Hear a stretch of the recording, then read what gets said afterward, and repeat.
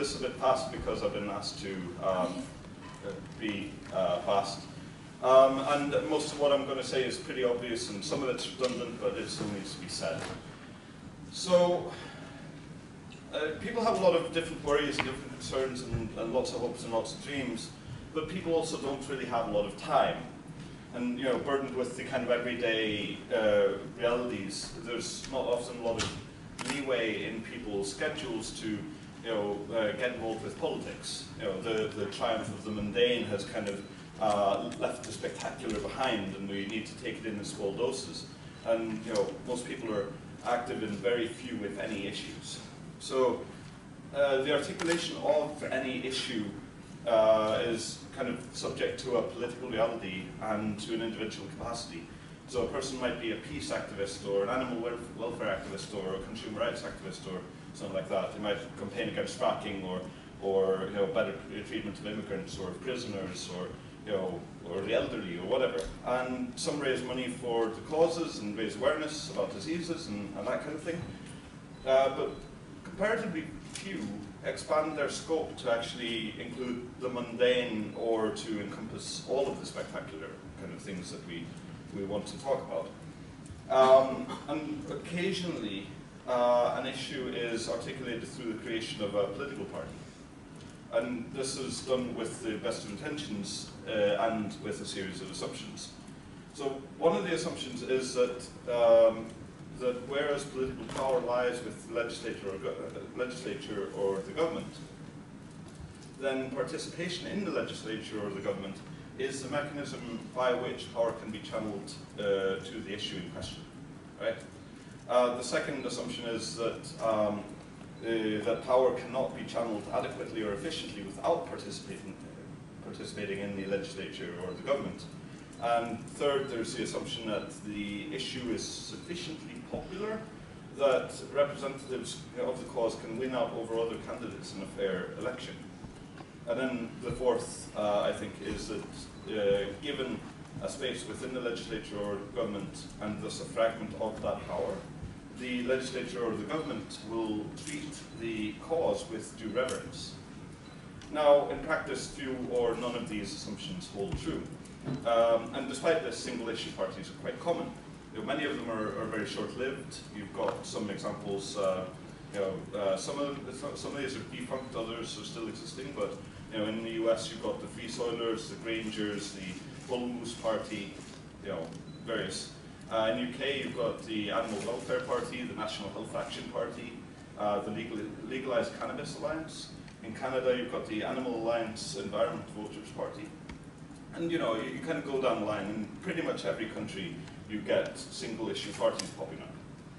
And you know, some parties manage to expand their scope to the point where they're viable as general-purpose parties. So the Whig Party in the UK back in the 1700s was originally founded around the question of central banking and essentially land ownership in a weird roundabout way. But then it got expanded and became the modern Labour Party over a long time. And similarly, the Bloc Québécois and the Green parties all over the place. You know, they were constructed around environmentalism, but are now general purpose movements. So it's worth trying to make some distinctions. So I'm trying to use the term single issue party to refer to a political party that exists to push a single issue, not a single ideology, kind of broadly, or the general concerns of a particular group of people, but rather a particular concern that might appeal to anybody. And so I include Bloc Québécois as a single issue party historically, because their mainstay was the independence of Quebec, with all else being secondary. You know, but I generally not include nationalist parties as single-issue parties, or you know, unless they were nationalist with a particular specific issue on their agenda. So you know, like that their only issue was to get rid of everybody out of the country who wasn't part of the nation, or something like that. And one might argue that the British Nationalist Party is a single-issue party, you know, because of that. So it's probably also worth saying that a single-issue party can have more than one issue, and that might be a bit confusing, but early Green parties were environmental parties, but they had a broad single focus. You know, the environment's pretty big, so they concerned themselves with all sorts of niches, issues such as, you know, natural resource extraction, animal welfare, overfishing, soil erosion, climate change, you know, whatever. Similarly, pirate parties were founded largely around copyright reform and privacy issues. And from there on, they've in some places expanded to cover the rights of people online in general, but would still effectively count as single-issue parties in most countries. Not all countries, some of them have expanded. And all of this is, of course, really fuzzy, right? You know, but if we can roughly agree that single-issue parties are as I defined them, then we're good. So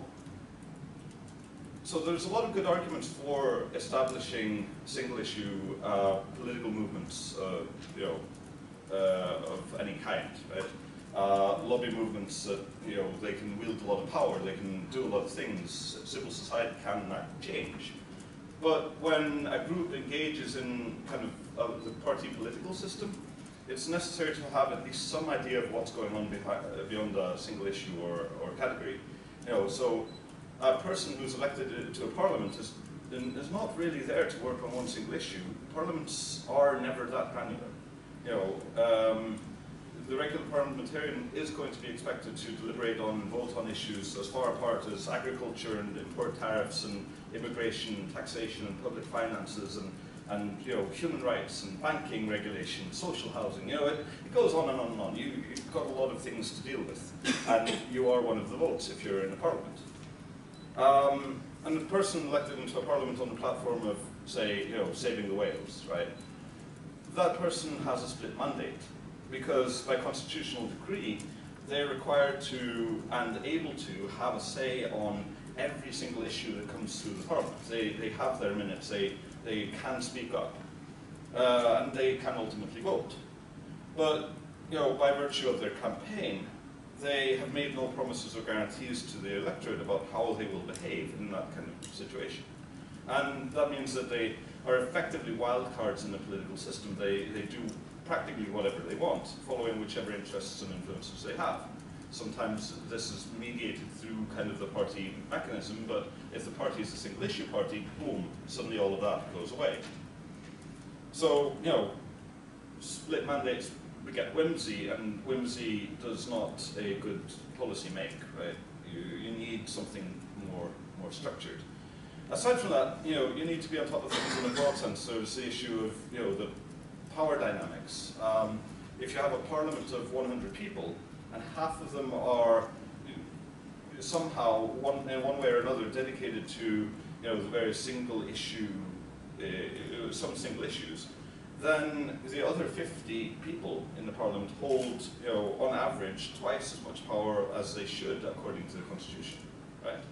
And in reality, it's not uncommon for over-specialization in parliamentary roles to cause a way more bloated power base than that. So, you know, party leaders tend to really, or party whips, tend to wield practically the power of all of the seats in their parliament belonging to the party.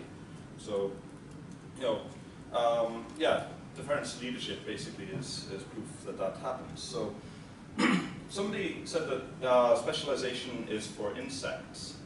I'm not sure, you know, how realistic that is to assume that humans won't specialize, but in the post-industrial world, it's becoming more and more common that specialization bleeds through everything. Less and less common that people can be generalists. You know, there's simply just too many things in the world for everybody to, or for anybody to have a good concept or grasp of everything. And, you know, the generalist, as a result, when they do show up, they aren't very widely suffered. People don't really want them to be there. They don't accept them too much. They're just quirky and weird and never manage to finish their university degrees and never really get a stable job and keep kind of bouncing around the entire system because everybody wants a specialist and nobody knows what to do with the generalist. But at the same time, I think, you know, we need generalists politically, and, you know, that's a kind of weird crisis that we're having. But there is another route. So, if people, or at least not all people can be journalists, then at least the party can be. And it must be if it's going to succeed. The lesson we can take from the Green movement that they learned the hard way is, basically what the Green movement did was they took environmentalism and generalized it. They made it into a holistic thing. So they adopted a broad range of policies covering virtually every subject area. It's kind of interesting actually how very few Green parties in the world actually have defense policies. It's a topic that every country in the world somehow has to deal with, and Green parties just kind of sideline around it and yell peace whenever somebody brings it up. That's a very laudable political stance, but actually it's not very practical if a large part of the public budget is going into financing a military. So, but instead of going, the obvious route of adopting policies kind of flat out from similar movements, so like the Social Democrats in the case of the Greens, that would have been a really easy thing to do. They pick up the social democratic approach to healthcare, or education, or industry, and then just tack on their environmentalism as the kind of basis, but off to the side. But the Green movements didn't do that. Instead, they took their underlying principles of environmentalism and constructed, their entire policy scope, off the back of the environmentalism idea. And of course, the result was quite similar to social democracy, but the method of getting there really matters. So pirate parties, I think, can do the same. If you look at our core tenets, there's a lot of common themes. Civil liberties in particular, freedom of expression, but not to the exclusion of privacy, and its alter ego transparency. And we tend to talk about things like copyright, and we could generalize that over to monopoly rights, more broadly. And we should talk a lot more about monopoly rights. I think this focus on certain types of monopolies is not good, and we should focus on more. We also talk about ICTs and telecommunications more generally, and underpinning all of the stuff we tend to go on and on about is kind of this weird, wild notion of democracy. So specifically increasing the capacity of common people to have direct control over their affairs, right? So, frankly, and without meaning to make fun or light of all of the good work we've been doing in topics like copyright, copyright is fucking boring. Sorry, it's just not a core thing for all of humanity. It's not something that humanity typically cares about. It is important that we reform it, but I can't find any way to be shocked when poor election results come in for a party that goes on and on about copyright and never talks about real issues that most people have to deal with on a day-to-day basis. The real issues that people are suffering from. So copyright is a problem, yes, it's a big problem, but it's also a luxury problem. And let's fix it, but let's also fix everything else. So let's do a quick exercise here. Let's construct some policies, right? Agriculture. How does greater communications capacity help people to grow more and better crops? Can computation help farmers? How do land monopolies reduce the capacity of new farmers to enter the market?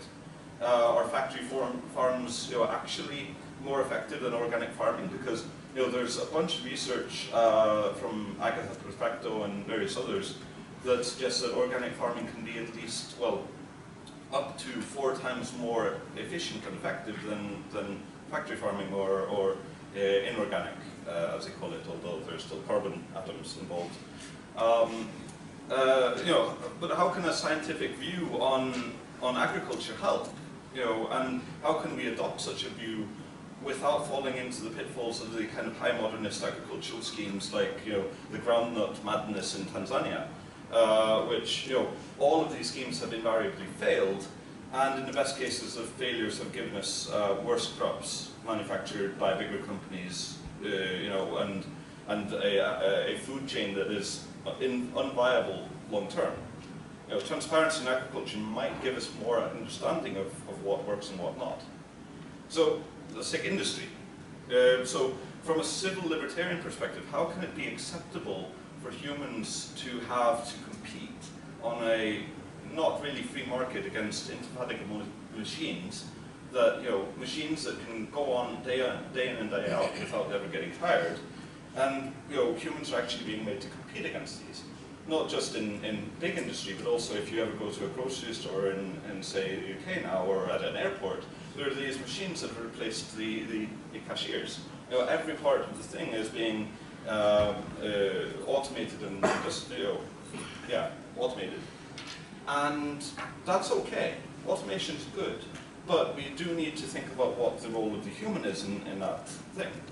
And then on top of that, you know, how come large-scale companies and large-scale industries always trump everything? You know, even though you've got like 97% of all companies are SMEs, typically in Europe, and they generate about 70 to 80% of the gross national income for most countries. You know, but the traditional politics, they pay lip service to SMEs, but, you know, because everybody knows really that small is better and small is more effective.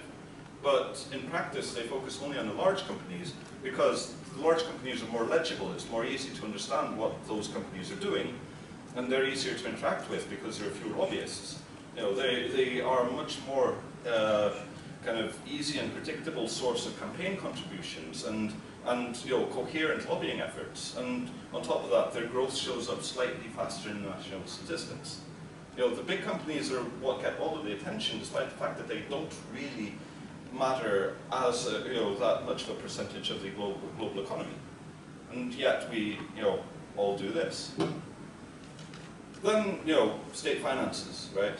You know, greater transparency in public finances, greater public capacity to determine public finances. You know, both of these could reduce cost and increase efficiency. But the kind of, you know, the current situation in public finances is really only a few steps away from a medieval mindset. You know, taxes are collected coercively and used to pay for projects determined by the elite. The public input is of little import. It doesn't really matter. Nobody cares.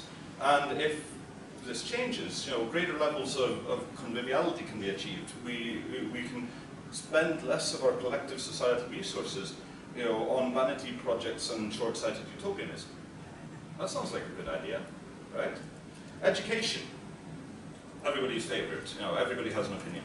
You know, but the origins of the current educational system basically they expose the objective of education to mass manufacture human drones with standardized skills for the exploitation on the labor market, right? And I'm just going to allow myself to quote Ivan Illich here, because he said what needs to be said about education better than I ever could, and manages to expand it over a lot of topics. He said, many students, especially those who are poor, intuitively know what schools do for them. They school them to confuse process and substance. Once these become blurred, a new logic is assumed. The more treatment there is, the better the results, or escalation leads to success. The pupil is thereby schooled to confuse teaching with learning, grade advancement with education, a diploma with competence, and fluency with the ability to say something new. His imagination is schooled to accept service in place of value. Medical treatment is mistaken for healthcare, social work for the improvement of community life, police protection for safety, military poise for national security, the rat race for productive work. Health, learning, dignity, independence, and the creative endeavour are defined as little more than the performance of the institutions which claim to serve these ends, and their improvement is made to depend on allocating more resources to the management of hospitals, schools, and other agencies in question. Right? This is a profound thought that Ivan Illich had, and it basically, you know, it's from his book Deschooling Society, which if you haven't read, please go and read it, you know, at some point, because, you know, we really need to deschool society from this stuff. But, you know, generally speaking, I think what we can do is we can apply the thematic underpinnings of pirate philosophy to every subject matter, and we really should. We have to, and this will give us good results. I'm sure of it.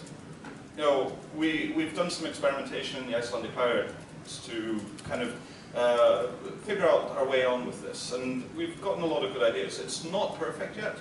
I mean, the Icelandic pirates' economic policy is kind of shit, you know, but there's room for improvement. We can do some good stuff.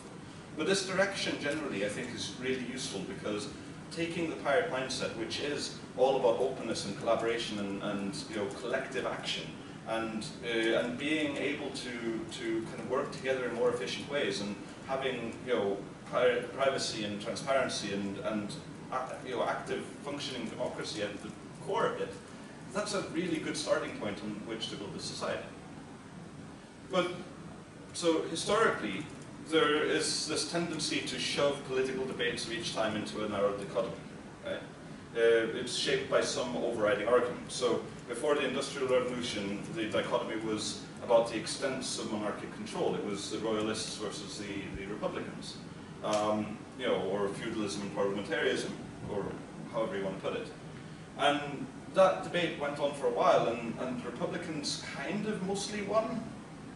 And then we just moved on, and there are still some kings and such scattered around Europe, but largely they have become inconsequential, except in Vatican. But then the Industrial Revolution came along and brought new arguments, you know, which have been basically framed into this dichotomy as an argument between individualism and socialism. And, you know, again, that debate isn't over. Neither of these debates are over, but they've pretty much been proven both to be false dichotomies, right? There is a lot more nuance. So we're in this kind of weird hyper-connected communication age, or you know, internet age, or digital age, or whatever people want to call it. And this is forcing us into this weird third dichotomy. It is equally false, but we're going to have to play at it for a while, right? That's just the way it's going to be. And every dichotomy has its political movements. You know, Tories versus Whigs, or communists versus capitalists, or whatever. And, you know, although the Greens did well, they did, I think, ultimately fail, but they did do quite well in kind of delineating a way by which you take a set of ideas and expand them over everything. But they were an offshoot of kind of the socialist arm of the last great dichotomy. And I believe that the pirates could, you know, if we manage to expand our scope a little bit, become the first party of the third dichotomy. You know, the argument of this age is that of centralization versus decentralization. We are basically the first decentralizationist movement, and all of traditional politics is the politics of centralization. So, you know, if we finish this task of running through the subject matters and rejecting all of the kind of single issue politics that are kind of getting through everything, then we can actually change the world. But if we just keep circle jerking each other about, you know, copyright and net neutrality and stuff like that, which is really important but kind of inconsequential to 90% of humanity, or 95%, or maybe even 99%, you know, then no matter how important those issues are, we will never be more than a short and fairly unremarkable footnote in the history books. I'd rather us not be there. Thanks.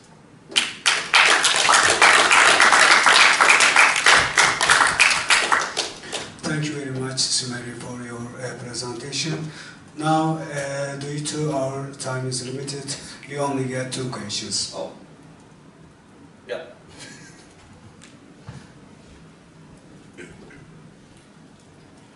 Yeah, thanks a lot. Very important thoughts that I mostly agree with. I'm wondering though, for a party that comes from the internet, what does decentralization actually mean? Because on the one hand, of course, the internet is kind of built in a decentralized way, but at the same time it's a global network. And like, how do you see the pirates in relation to globalization? Well, so the fact that we came from the internet means that we know a lot about decentralization. We know it because the internet is, as you say, decentralized. Yet over the last 15 years, roughly, since the kind of re-merging of the baby bells and the privatization of the national telcos throughout Europe, you've seen this kind of conversion of internet service providers, for instance, into relatively few nodes. Many countries in Europe only have maybe 2 or 3 internet service providers that actually work everywhere. And this is a far cry from 1994, 5, 6, when there was an internet service provider in every little town, wherever in Europe, and that was great. But the more important thing is we can take this lesson of decentralization that we take from the internet, because we know that hyperlinking is good. We know that not having a single point of failure is good, and we can apply it to everything else. Why is there a centralized? Why is there a single central bank for each country? Why is there a single centralized curriculum for education? Why do basically every part of our societies is in one way or another centralized? Of course, they're centralized to varying degrees. Some countries are more kind of like Ireland, spreading out their institutions around the country and such. But by and large, it has been a very centralized thing, and I think that our idea is, to a large degree, taking everything and splitting it out and allowing more people to have more access to the decision-making processes. And that's I think what matters here. Is that good enough? Think about it. Okay. One more? Yes. As far as I see, you are not a pessimist. I guess you are not a pessimist.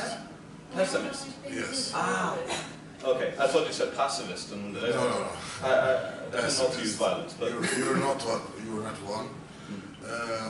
And I guess you don't believe in class politics. But there are still some stratas in the society. yeah. With which people you think to do those things together? Who are those people that have uneasiness with the system? What do you think? And a little criticism. Politicization of the culture is a good thing, but culturalization of politics is not, I believe. And there is a very deep gap between them. Culturalization of politics would make political action to a cultural activity. So it means to absorb the oppositional energy of some people. What do you think about this topic? Okay, so yeah. So yes, I do believe in class politics and class struggle. I actually think it's very important. On the other hand, I think that one of the big mistakes that Marx made was to try to pit the proletariat against the petit bourgeois, because the bourgeois as a larger group, as as the ownership class. Yes, certainly there is that kind of 1% at the top that's driving all of the centralization and all of the monopolization in society. But there is that interesting 7% of society that Venkatesh Rao called the Jeffersonian middle class. That is, they're not massive owners of big things. They are, the guy that runs a convenience store in the corner, the guy that runs a little web design startup. All of those people. The people who aren't exactly in abject poverty, but they're doing reasonably well for themselves. But they are people who own stuff, and incidentally they have a very large role in society. And this is a point that's argued quite well in a book by James C. Scott called Two Cheers for Anarchism. But I think what we need to do is focus on basically to take a horrifying Occupy kind of term, focus on the 99%. Focus on politicizing everybody who is on the lower end of the spectrum, whether that's the petit bourgeois or the proletariat, and realize that those people are a kind of new class in a networked environment that in another setting I called the protocoletariat. The people who every day live their lives by their ability to communicate with each other. And focusing on those people, focusing on their ability to communicate, that's a really good starting point. Of course, what that means in practice, we'll have to see. How about political action and culturalization of politics? Yeah, so I don't think culturalization of politics is a bad idea. It's definitely a new thing, but in kind of the mindset. But if you have ever gone to a cafe or gone visited your aunt or whatever, and you sit down and you're drinking coffee, politics will very frequently come up. That is a part of our culture. And the only thing that I'm suggesting we change is to make movement from political discussion and what somebody called coffee shop communism to the kind of more focused thing of actually getting something done. Giving people the tools and the capacity to move from whining about their problems, of which there are many, to actually fixing their problems so that there are fewer. And if that turns out to be a bad thing, fine. I will happily accept that blame. I add one more sentence. For instance, in the Occupy movement, Zizek warned those people, please don't make it as a cultural activity and don't let it become a good memory of your youth. I think for once I agree with Zizek. That's maybe the first time ever. But no, I mean, part of it is that Occupy was, in many ways, a great movement, but it was unsustainable, both long-term and short-term, and the problem is that most people go through lives with memories of their youth. So for some it's Occupy, for others it's, the student riots of 67, 69, whatever. I need to add something to Thank you very much. Take this offline. While we're taking our copies. Because our Occupy protests, against Park protests, Yeah. that was unbelievable. Yes. Really, it was unbelievable. And at the opposition part of the protest, there's only a man, Recep Tayyip Erdoğan, and he was the winner of our presidential elections. Yeah. But because yeah. of it, there is no way. Let's take this offline. Let's talk about it afterwards. Okay. Yeah. Thank you. Thank you all. Thank you all. Our next speaker is Oana. I kindly invite to Oana for her speech.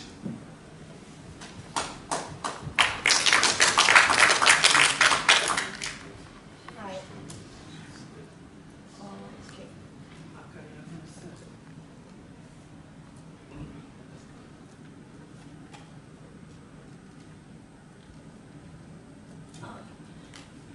So, my main field of interest is on how decentralized communities are spreading the democratic mind frame. It's not, I'm not talking about democracy as a political system. I'm talking more about the cultural and behavior content of democracy and the way that people enables it when they act in their everyday lives. I'm not a pessimist. Actually, I'm. Yeah.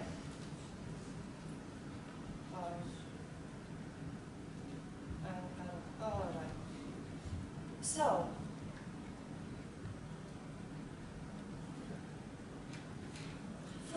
First of all, I would like to start with a plea.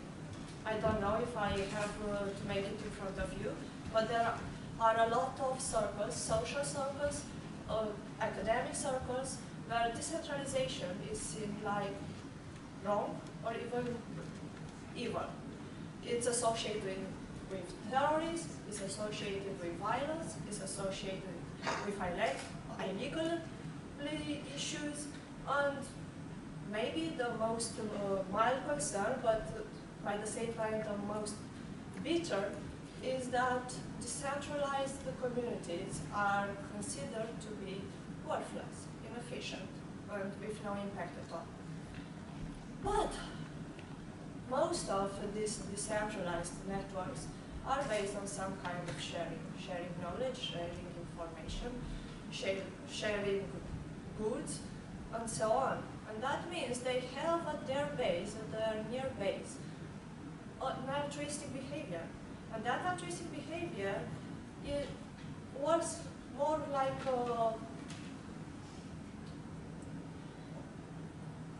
a vector, because it determines certain patterns of activity. I'm going to talk about, I don't know if it's very famous, the issue I'm going to address, but I'm going to talk about the centrality of Quixotic reasoning inside decentralized organizations. Because most of us, we are accustomed to think that altruist behavior is either egotistic, either communitarian. If it's egotistic, well, then we do good because we want to feel good, we want to diminish our distress, and this is not going to get us too far because we are not actually improving a community or our social culture. If we are communitarian, well, then we are doing something good because we feel empathy with the others, we recognize ourselves and the profile of the one we help, and this is also not getting us too far, because we're not going to help people who are not sharing our main concerns. But the Quixotic mentality, the Quixotic reasoning, it means something else.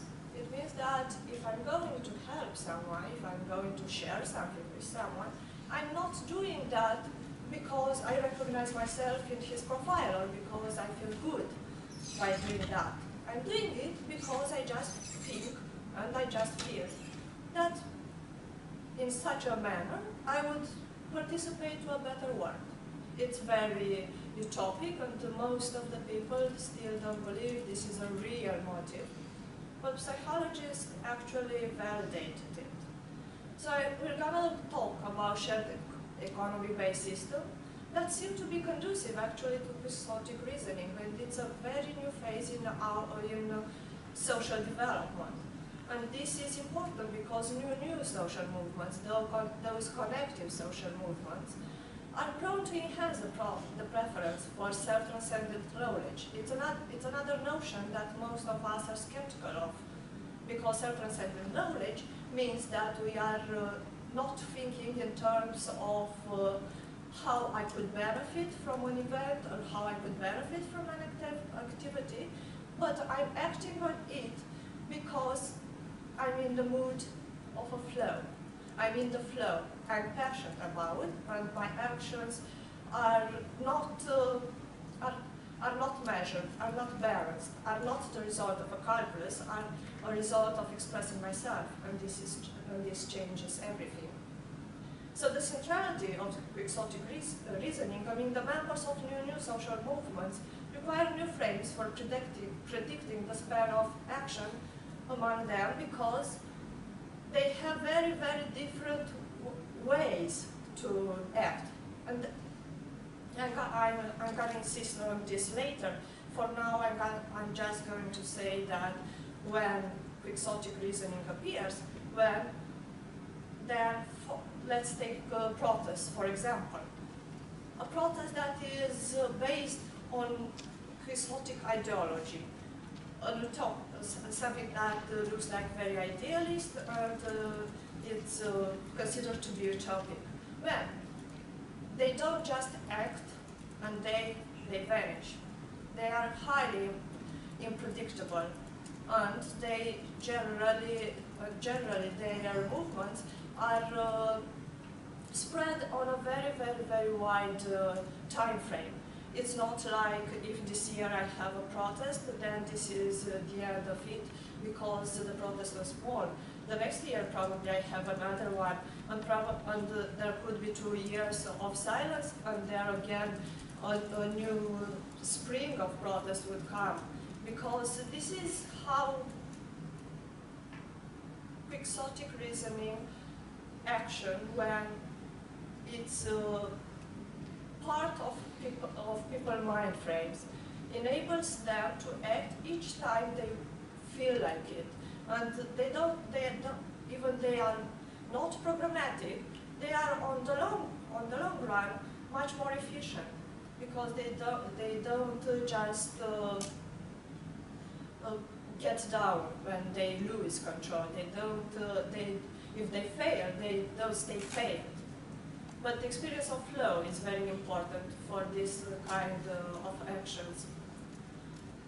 First, there are 2 questions we should talk about. We should put ourselves in order to understand why we are so skeptical about issues like Quixotic reasoning, self-centered knowledge, self-centered mentality, and decentralized communities. First is why we don't trust good doers, because we don't trust good doers. And second is why does decentralization scares us? Well, why don't we trust people who pretend to do good or to think just at a higher level? Because we are not accustomed with this. Hobbes made a very good case, and those in power and his apologetics, pundits, politicians, and all those, just embraced his ideas, because the human nature is considered to be evil, prone to violence, to conflict. Then we have to pay attention. We need institutions to protect us from ourselves and from our peers. So that's how decentralization actually got its long shot. Because when I need to be protected by from my fellows, then I need someone who could manage this protection system. I'm not allowed to express myself on my true nature, because my true nature is an evil one. It's one that is conducive to conflict. And if I'm not able to express my true nature, that means that I should be actually handicapped or slowed down anyway. But by the same time, there are not only those who believed in centralization. There are many movements considered to be anarchist, and the modern anarchists, especially, they hold different worldviews about the human nature. If you would read some of their diaries, you would often find that they say that people would be really good if they were allowed to use their conscience, to express their conscience, to express their true nature. It's not because their nature they are doing bad deeds. It's because they are not allowed to exercise their individual conscience. Well, the Transcendentalist movement of Emerson and Thoreau in the United States made a plea for decentralization, for letting people just express themselves and collaborate and to live outside the system. They understood that rebellion doesn't mean violence, but actually means authenticity. But of course, they didn't win the case. They were considered utopic, they were considered dreamers, unrealistic, and so from in this competition, the human as a tame beast was the winner, and not the interact spirit as transcendentalist thought. So, that's the short presentation of how we got to stick with a certain set of values. Hierarchical order, of control, external constraints to balance our internal lack of balance. These are values that are very, very much internalized by most of us. So decentralization scares us the most because it puts focus on individuals, on their freedom. Freedom of individual and power of the individual, it's actually what is at the root of our skeptical attitude toward decentralization. There are actually, if you look at the evolution of mentalities and theories about social organization and political social organization, you could observe a specific pattern. At first, in the 20s, for example, individuals were not even perceived as something important or something worth for. They were part of the silent flock with no individuality, no conscience, no autonomy. So practically, the individual didn't exist in their mind frame.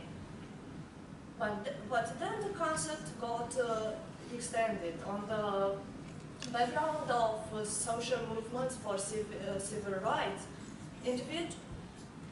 A plethora of scholars just started to make lobby for social groups, for social change.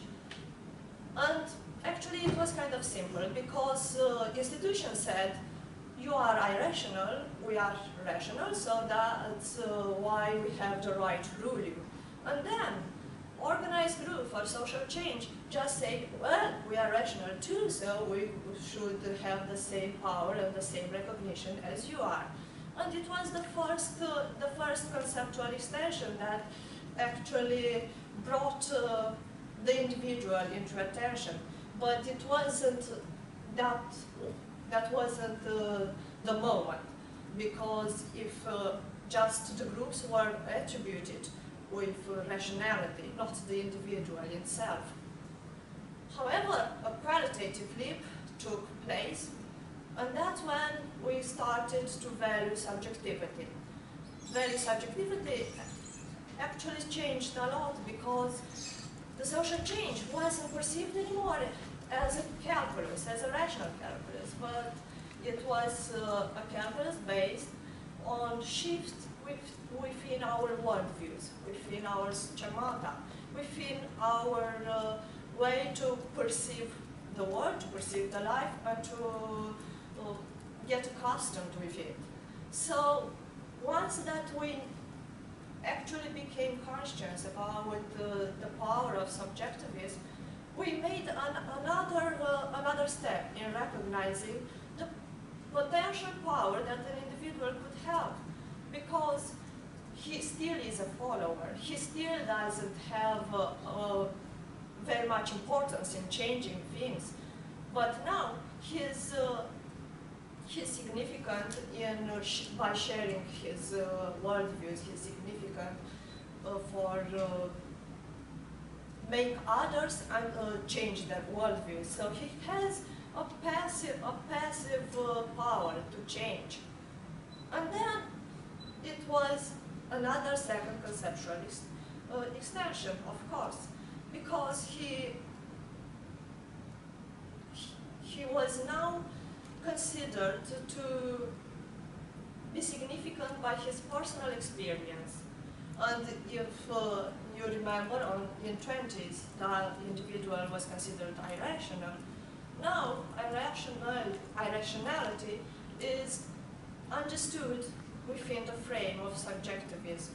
So he has conscience. He was attributed with conscience.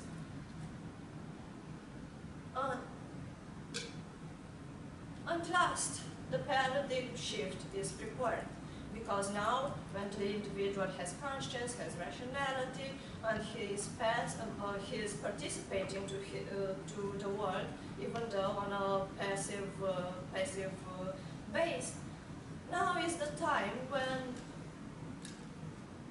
he has to gain his recognition for his power to actively participating to the work. At first, it was just equalizing the team of individuals lobbyists and the team of institutional lobbyists.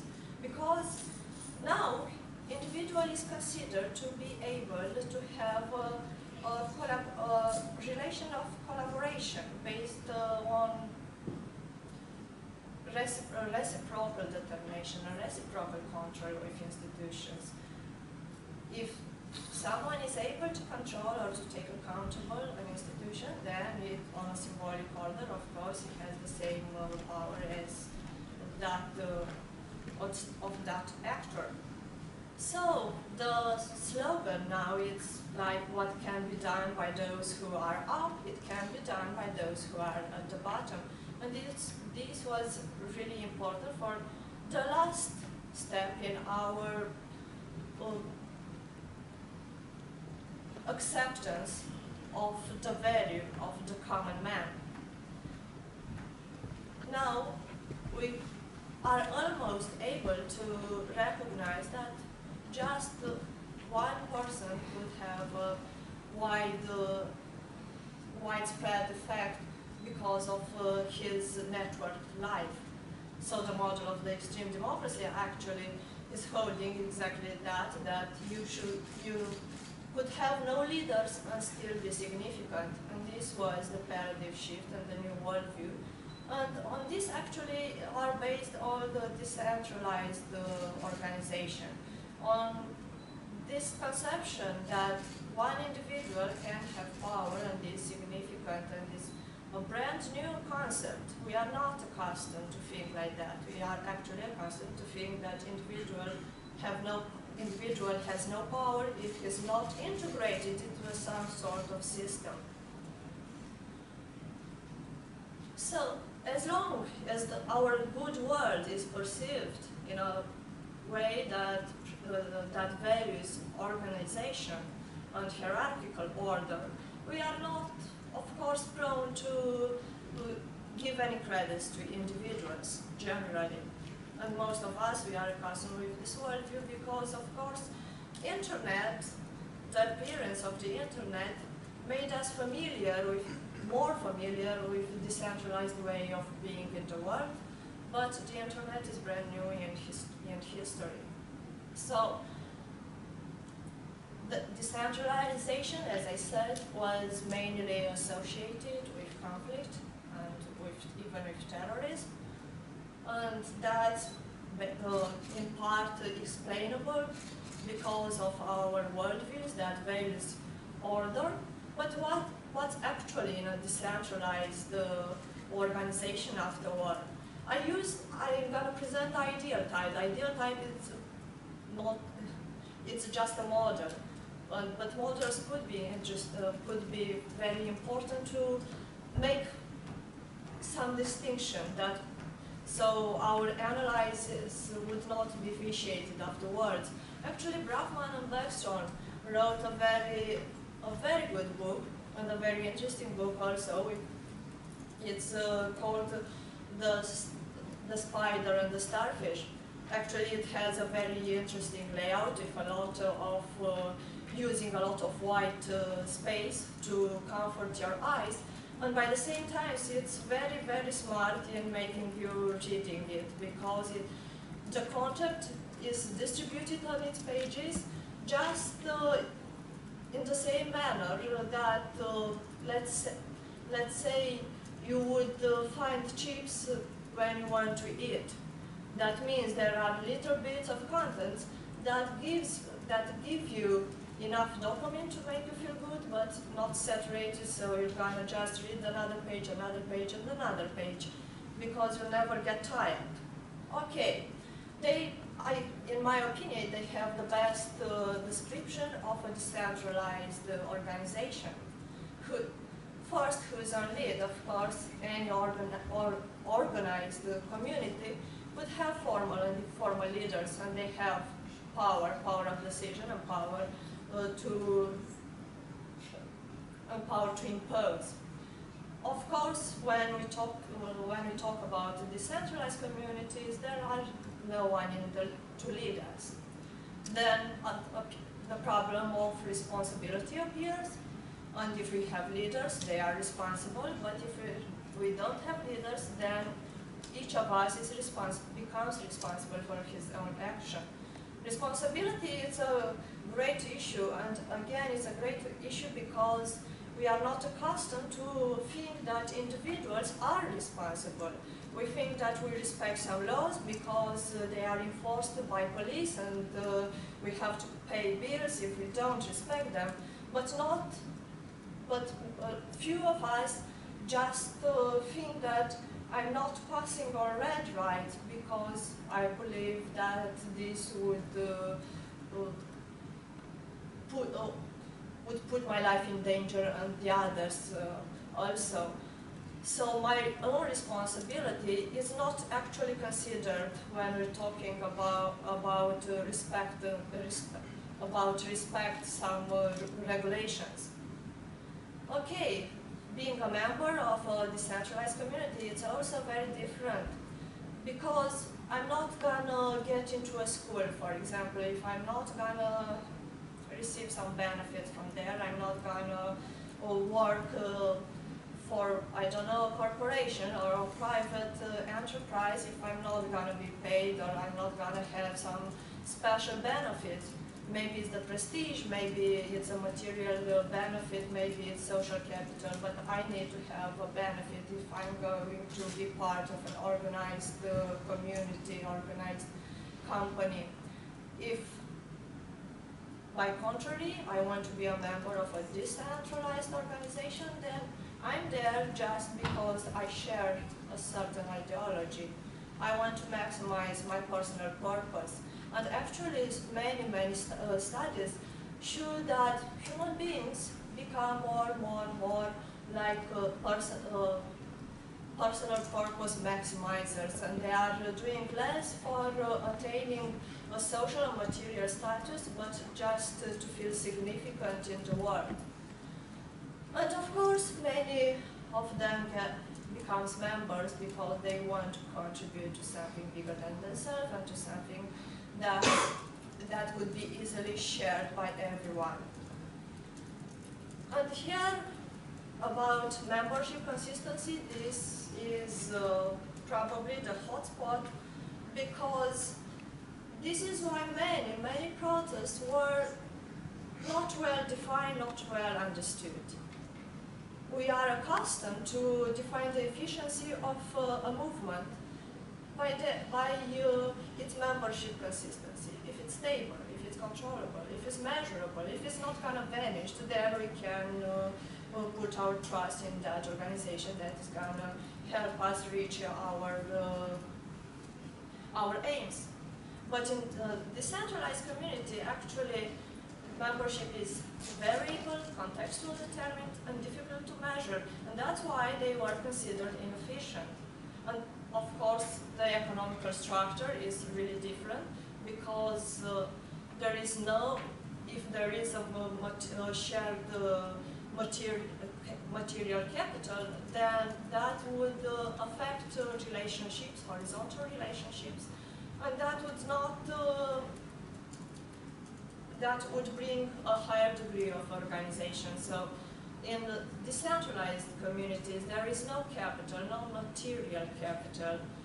It's very interesting, because if you want to kill, for example, an organization, then you have to act different when you're confronting an organized one or a decentralized one. When United States, for example, tried to annihilate Al-Qaeda, it was very difficult for them, because they thought they have an organized community to deal with. So they had a lot of misplaced strategies. how to kill a decentralized organization? Well, it's enough to create a leader or to give it a symbolic capital. That would end horizontally of relationships, and that would bring someone that could be corrupted, that could be annihilated, that could be just exited from the stream. So if you want to kill a decentralized organization, you're not going to look after leaders. You're not going to try to bring failure to their capital. You don't look for, I don't know, for food or other supplies to end them, so hoping that they are going to starve after that and they will surrender. It's just by the opposite. You have to give them either financial capital or symbolic capital, and then they're going to be as organized as you are, and you're going to start to face them as you, in a custom manner. And there are very different. This kind of community, these two kinds of community are very different when they are affected by crisis. Of course, decentralized. Those who are decentralized are getting more decentralized, and they bring new spectrum of activity into their everyday actions, and they get diversified, and actually there is an increasement in activity, creativity, and spontaneity. With every crisis occasion, this would almost make us feel that crisis, it's like a holiday, like a really good moment to improve for decentralized communities. And of course, I don't have to talk more about how things are inside of organized communities or hierarchical communities.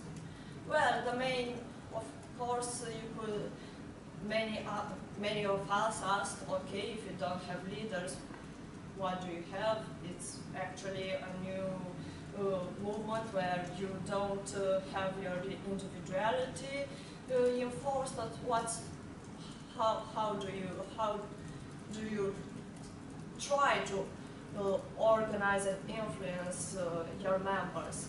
Well, a catalyst generally attracts from him. That's the main point. What the leader attracts towards him, and the catalyst attracts from him. That means that he just doesn't push his value system on others, and he would enforce the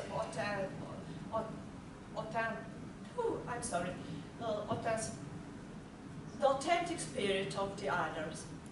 Well, he's generally an introvert, while the leader is generally an extrovert. And even though this again could sound very utopic, actually most of us are probably familiar with transformational leadership, and it's a new wave now in research and practice also, to pass over the classical kind of leadership that gives power to certain people, and we expect them to have ability to control, because an ability to create synergy is more sustainable on the long run. So the rise of Don Quixote as a common man, it's basically the result of this decentralized community, of the spreadness of decentralized communities. Shared economies, just to focus on them, they are considered a requirement of primitive societies, because we know about gift giving only among tribes. But actually, on primitive societies, gift giving is associated with indebtedness and with reciprocity, which we don't have in nowadays sharing society, sharing communities. And this would make a very big difference because, as I told you at the beginning, when I don't need to make an act because I wait for gratification, then my way to act and to be in the world changes a lot. So, just to remind you about what egotistic motive means and how does it function, and empathetic motive, these are the classical motive that we use to explain this sharing behavior. Well, everything starts actually with a very nice theory. It's called terror management theory. It's presupposed that we all act to diminish our negative feelings of distress when we are confronted with a situation that triggers our mortality salience. That means that we need to enforce our self-esteem and to validate our worldview and to strengthen our social relationships each time we feel anxiety. Because anxiety is actually a form of our fear of death. So the more we feel anxiety, the more we need to enhance our self-esteem. That's why some radical movements were explained as highly disaffected communities of sufferers, of people who got a lot of suffering in their life, and now their violent manifestation is kind of a revenge. Well, heightening our self-esteem, it can be made by on a varied basis. We can be egotistic, and then we can heighten our self-esteem by gaining image capital, and then I will be altruist because I want to show others how good I am, and I'm gonna wait for them to give me recognition.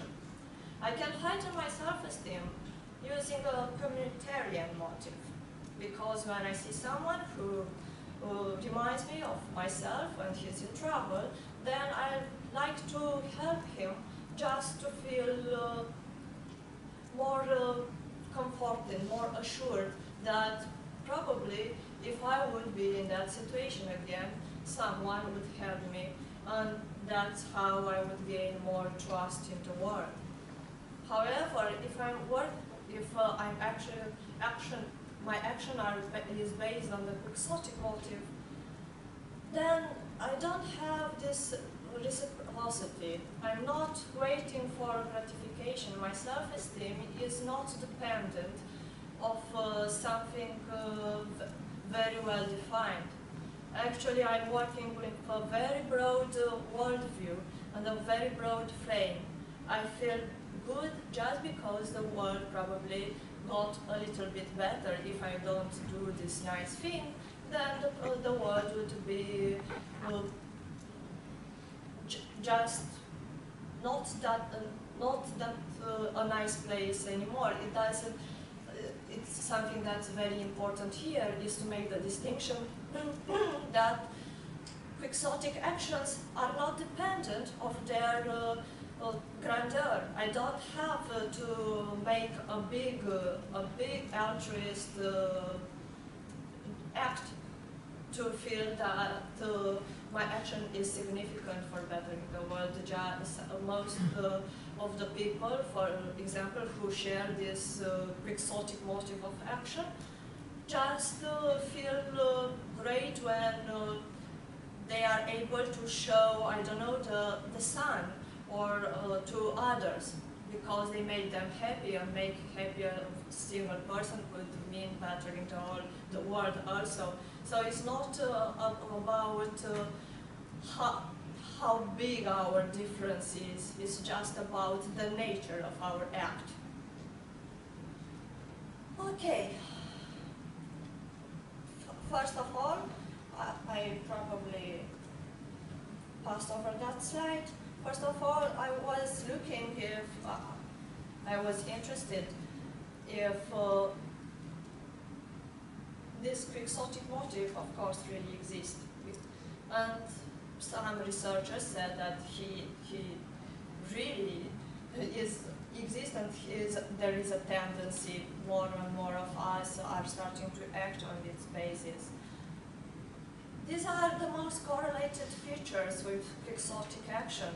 So person who have daring attitude towards life, they are probably the most acting on a Quixotic motive.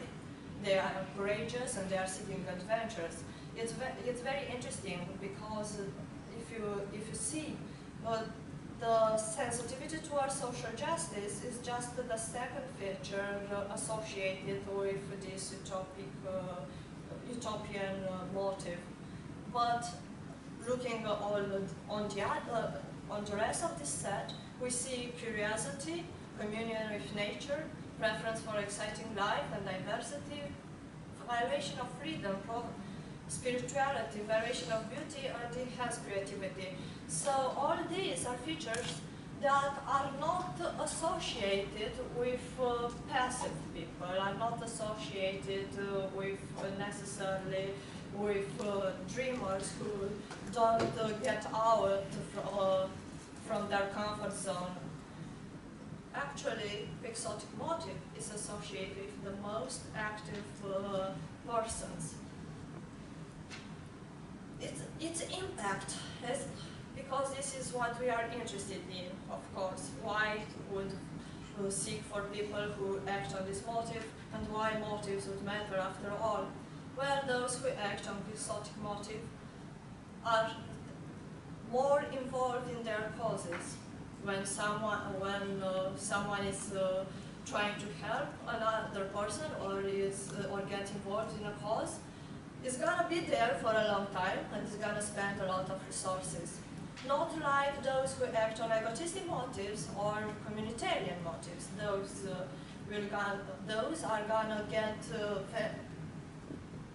get involved very easily, but they are not gonna be there for long, actually.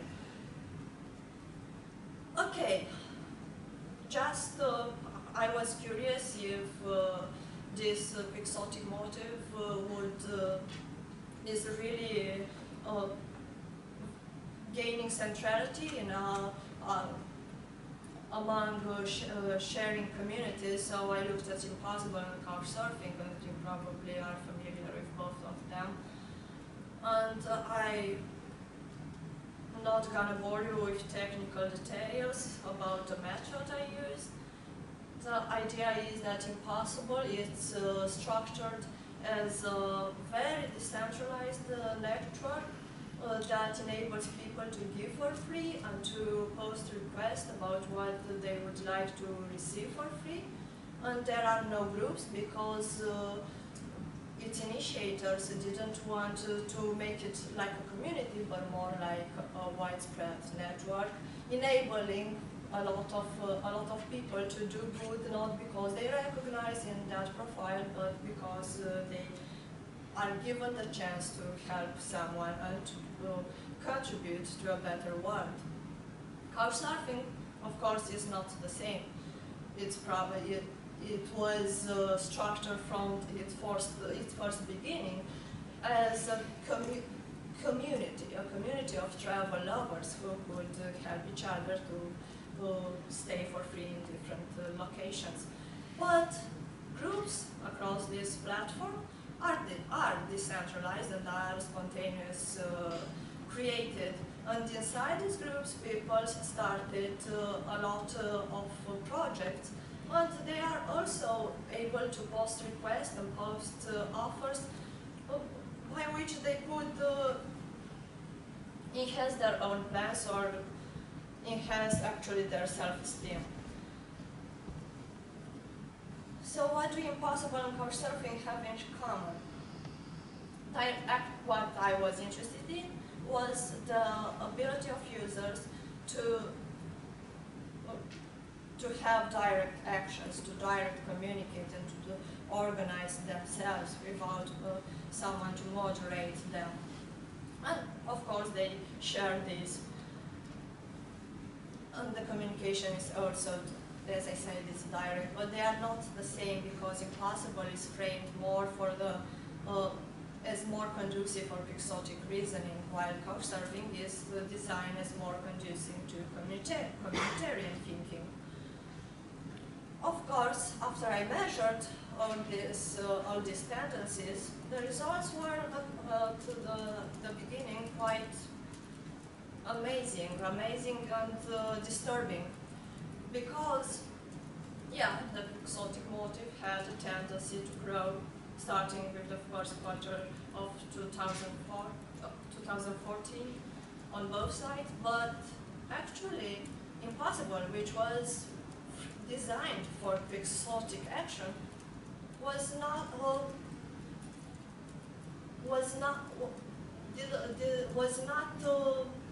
in anyhow represented by its users, because users actually were higher in request, in material request, so they were more focused on egotistic kind of actions and communitarian kind of actions, while on couchsurfing, which was designed as a community from the beginning, well, the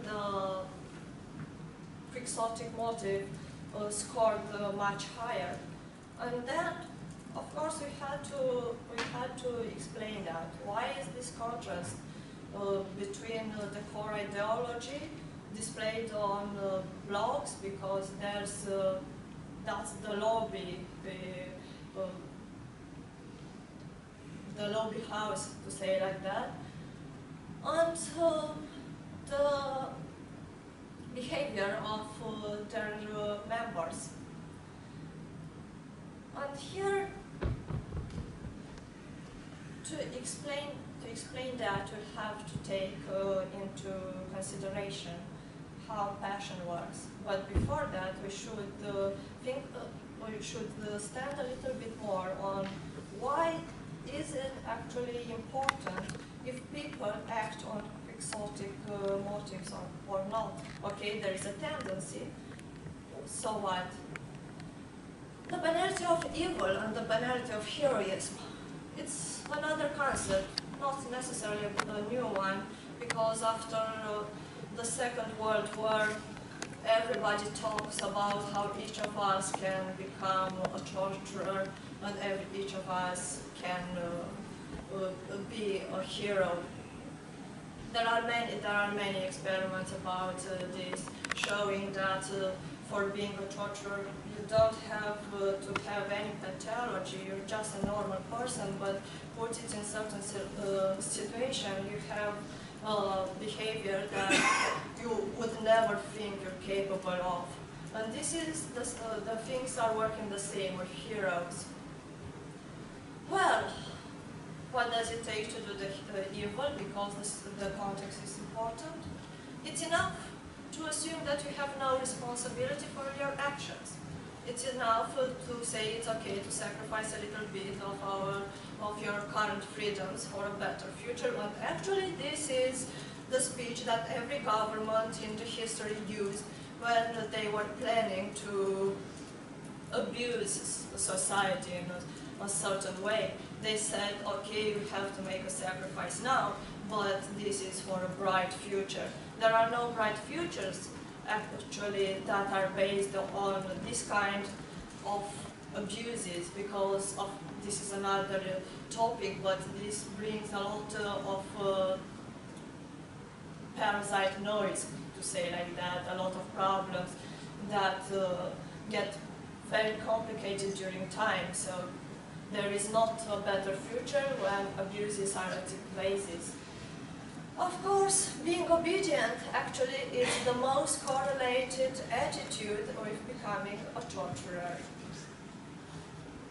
What does it be a hero? Well, perceive error as natural, saying I'm sorry, I'm not going to do it anymore, and so on, and be mindful, and being responsible for your actions, and believe that you're good enough, because if you don't believe you're good enough, you're gonna try to compensate your lack of self-esteem, and that would bring again abuses towards others.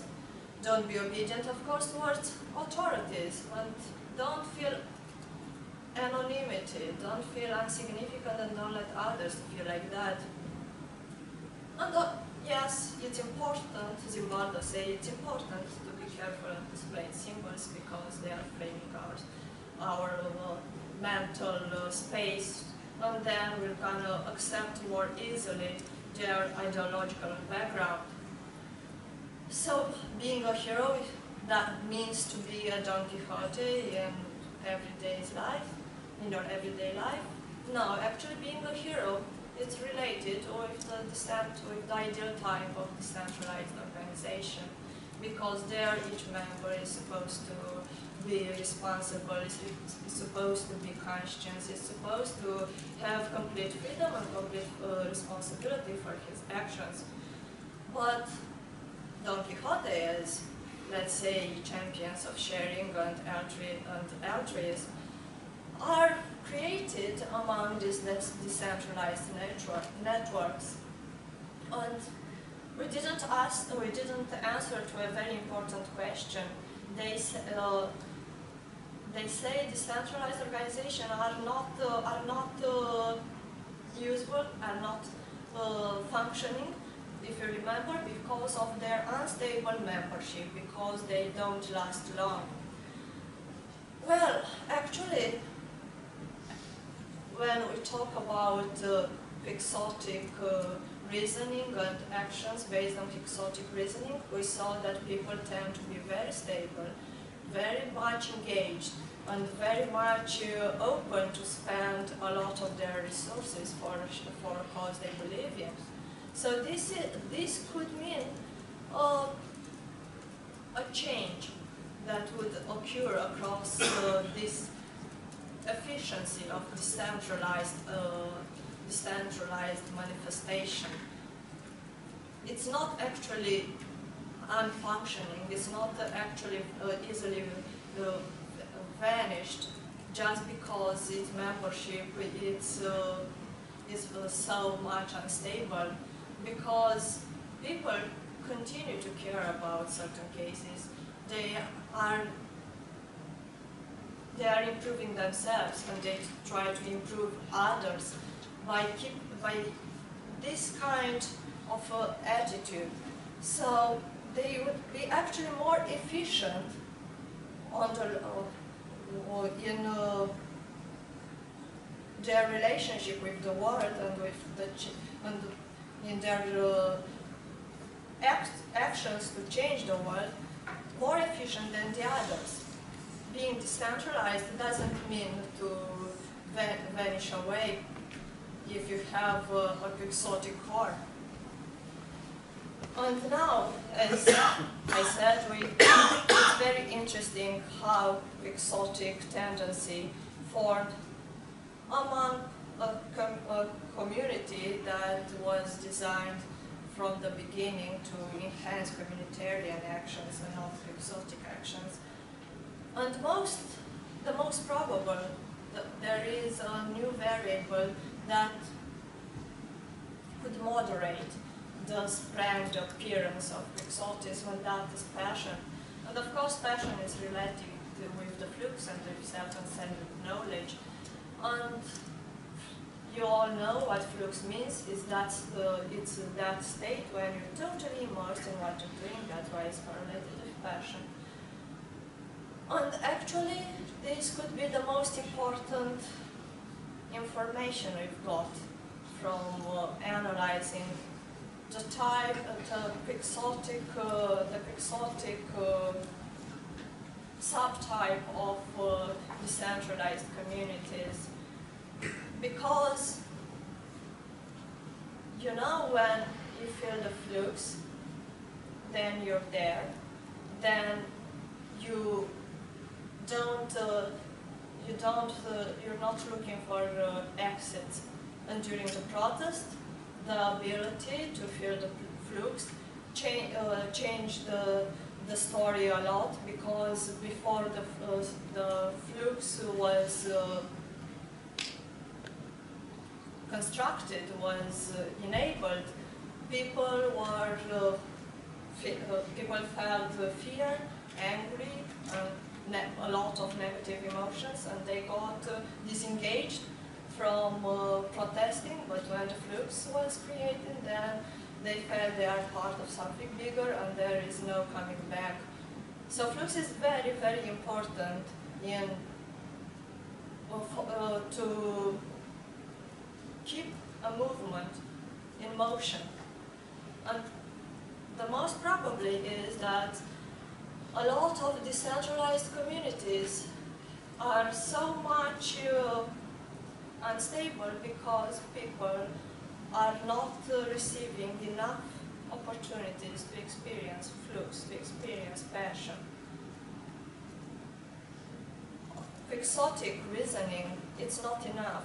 Quixotic reasoning and opportunities to feel really connected and to feel the flux. It's actually a better recipe if we would want to rise a new movement and to change the world in a, let's say, in a more obvious way.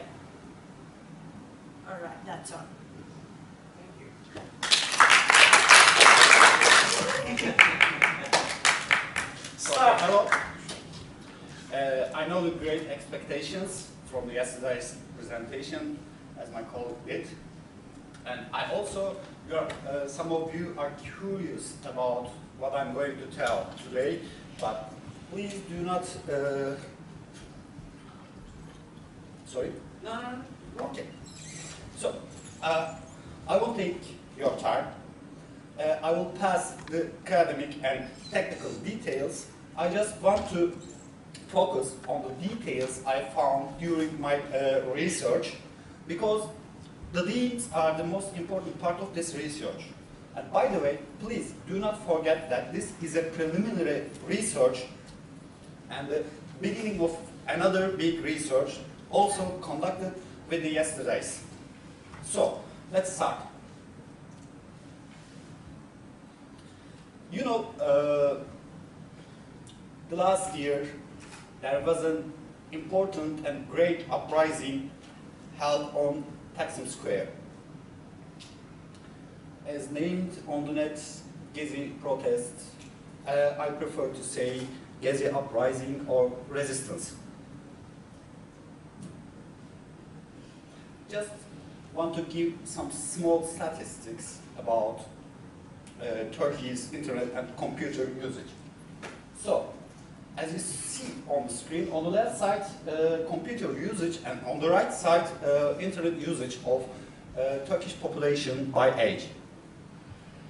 So, we can easily say that both computer and internet technologies are used by young population most. Can you see the numbers?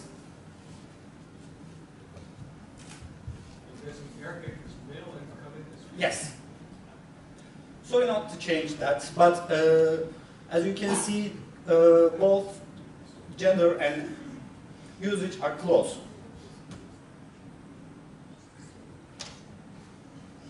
We have about 35 million internet users in Turkey, and it's about 45% of all population.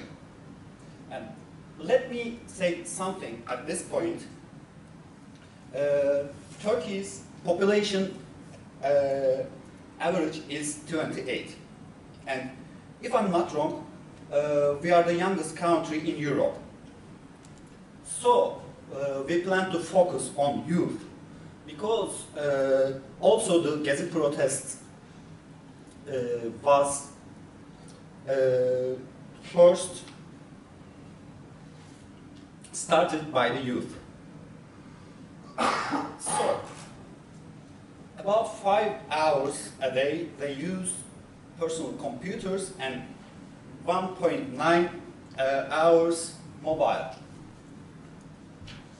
And average daily social media time spending is 2 hours 32 minutes. And the social media platform used in Turkey, as you see, Facebook is first, then Twitter, Google Plus, and LinkedIn.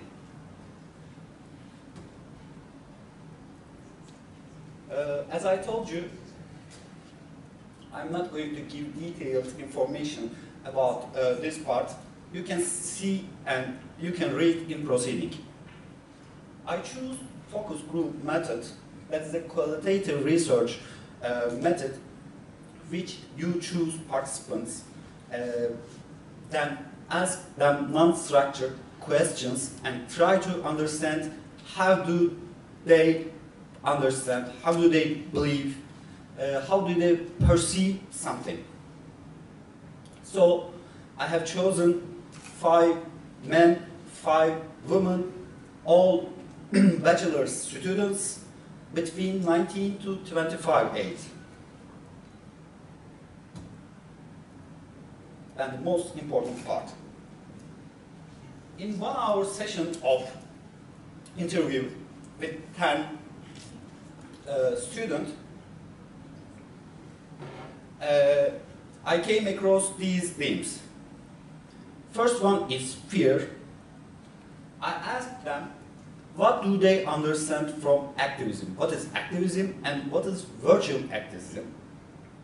Then, if they involved any activism in real life or in a virtual platform.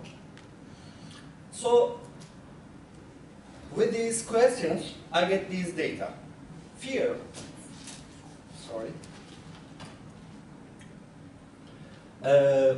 fear has 2 faces for them.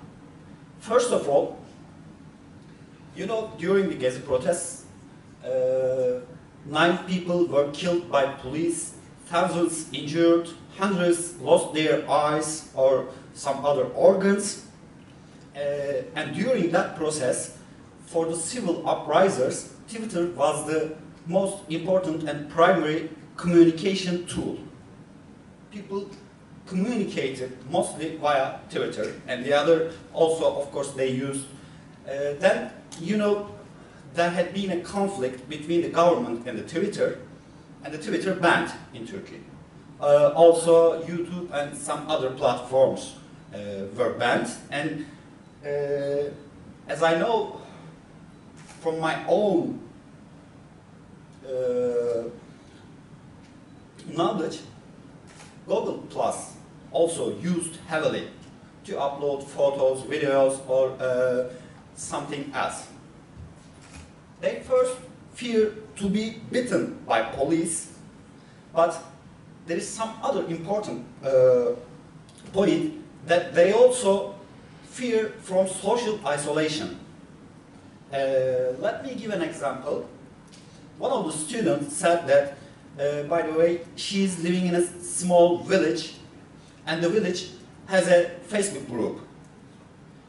In Eskişehir, during that process, a 19-year-old student of my university was killed by kicking heads with civilians and police, and the people protested that. And she had written something on Facebook about this process, and she was threatened to burn his house or to be raped or killed family members. So, they see social media as a virtual platform, and they do not believe that they can change something. And also, they do not trust social media.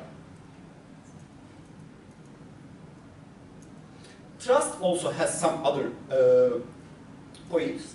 For example, they both believe friendships via Facebook, Twitter, or somewhere else is temporary. And also, the groups are temporary. When I asked them if they involved any activism from the net, they said that you just click on something, but you do nothing in real life. But when I asked them, did you do? Yes. Why did you do that? It's a personal masturbation, just as they see. I asked their political point of views. None of the 10 attenders belong to any political parties, and they describe themselves as a politic person, but they are proud of it, to be a politic. So, also, for my opinion, I think because of their history, they don't have a history, political history, because 10 of them said that the Gezi protest was their first protest. The first time they were in the streets. Before the Gezi, they are not engaged on politics. As I told you, temporality, this makes them feel some alien on the net, they say, because everything is temporary and nothing is certain on the net. So that they don't believe activism on the internet. And as I told you, virtual, real, for example, they say that the groups on the net are restrictive. For example, literature group, you can only discuss literature. And I asked them that, aren't any groups that you can talk everything or discuss everything? Yes, maybe you can, but it just only depends on the rulers or moderator of the groups. So they do not choose to be activists on the net.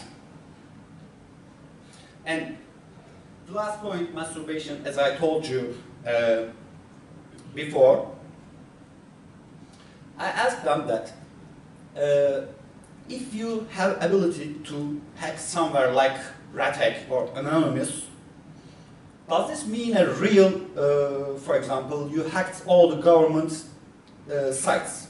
Does this mean a real activism on the net? Yes, they said. And so, why the others are not? That is interesting. You know, Ice Bucket Challenge is popular nowadays. They say that the project or the trend get in front of the illness. So, and there is important point. Turkey is one of the most people who attended Ice Bucket Challenge, but who gave the lowest money. So that I think they are through for saying that this is a virtual masturbation. So, as I told you before, my main purpose was how to perceive activism, how do they define it, and how to understand the virtual activism on the net. As I told you, this is my opinion from the interview I got.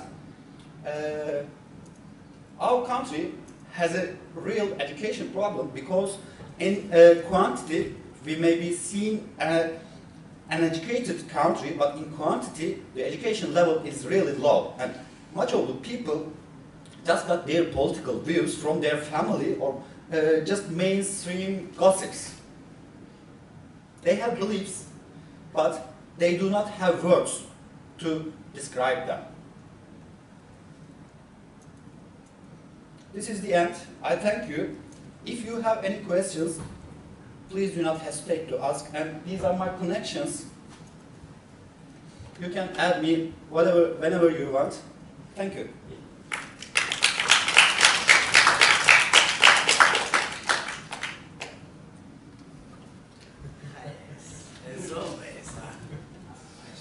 got two questions for you. You said Twitter was blocked. In this time, a lot of movements in Europe, also some pirate parties, opened proxies. Was the knowledge of this happening widespread within Turkey? Did people know that they could use proxies from European partners to access Twitter and other platforms? Sorry? When Twitter was blocked, yes, we use proxies. Yeah, so and Tunnel Beer, you know, gave free membership. Yeah, so this knowledge was widespread. Yes, of course. The second question, I believe that the lack of trust in the social networks is actually okay, because you should not trust them that much. I also have some curiosity about this. Is there, do people that would like to voice their opinion but can't because of these fears, do they have knowledge of methods to hide their identity? No, they do not. Actually, I asked them, do you have fake profiles, or what do you do to become anonymous on the net? We don't become anonymous, they say. There is one point when they become anonymous, that's when flirting.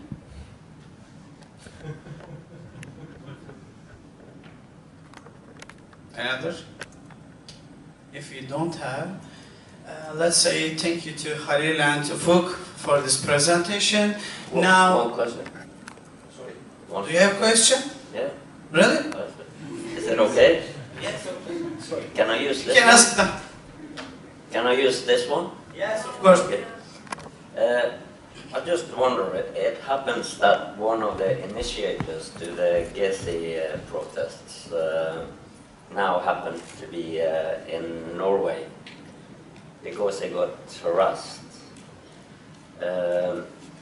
But this started with approximately 200 people at Taksim, didn't it? Yes. And it was posted as an event on Facebook. Yes. And that's how it all started. Yes. For example, in my research, I asked them, if you ever involved any street protests from the internet, they said yes.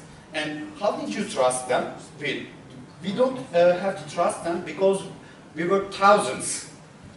We were like an army. So what happened, and this become to an end? People leave to home. And this conjuncts with another point that they say, because when I asked them that, if you have chance to change everything in Turkey, where will you start? First, I found a great leader, and I followed him.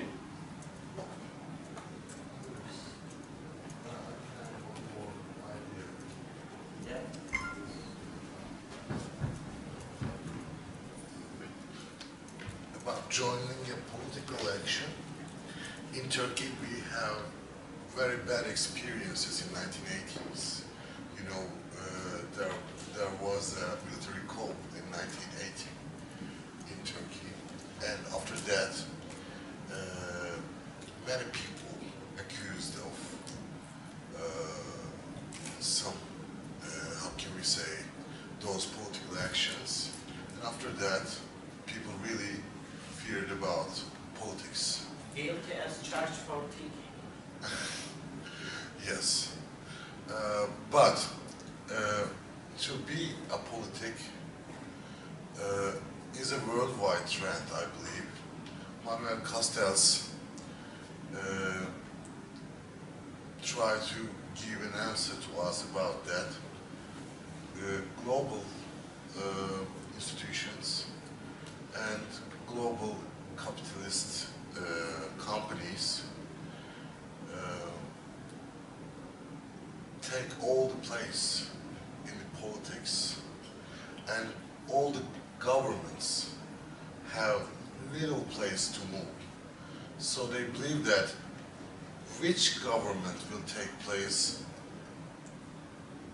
everything will be the same, because they will have no place to move because of this globalization process.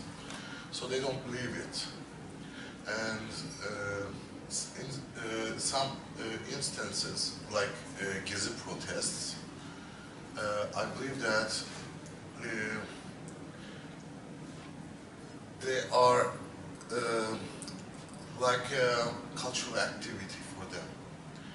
But it becomes serious in Turkey. Yes. The power, the people who have power really feared from them. They get scared, really. For the first time. They were untouchable. But they touched. Maybe you heard the story of a group of fans of a football team, Beşiktaş. What was the name? Çarşı. Group of Çarşı. They were very active at those times, and they conflicted with police, and even they got one of their cars from them and announced from that car to the other people, the protesters. So I don't blame on young people to be feared, and they are apolitical, but they don't trust institutional politics. So their understanding of politics is different, I believe. So institutional politics has to change its nature, I believe this. And I want to share some data about Gezi protests on Twitter. We have recorded lots of data on first day, second day, and third day of Gezi protests and all of the month. As a summary, before the Gezi protests, there were 1 million people, Twitter users, were tweeting in Twitter, Turkish Twitter. But after the Gezi protests, in 2 days, it increased to 2,500,000 people. This is a very big increase, and we cannot say they don't trust the social media. They trust the networks, their networks, because this was the only mass communication media for the people, because all of the national news channels has censored all news about Gezi protests. But after the pressure of Twitter on mass communication, the national TV channels and newspapers had to give all news about Gezi protests. After that, the government started to make new communication ways on mass media, and when we look after that, after the Gezi protests, we recorded lots of protests in 1 year, and these are another subject. But Twitter was the main actors in Gezi protests. Was one of the main actors in Gezi protests. Thank you. And okay, now we are having the last speaker, which is very exciting. Yoav from Israeli Pirate Party, and his speech is about Occupy Wi-Fi.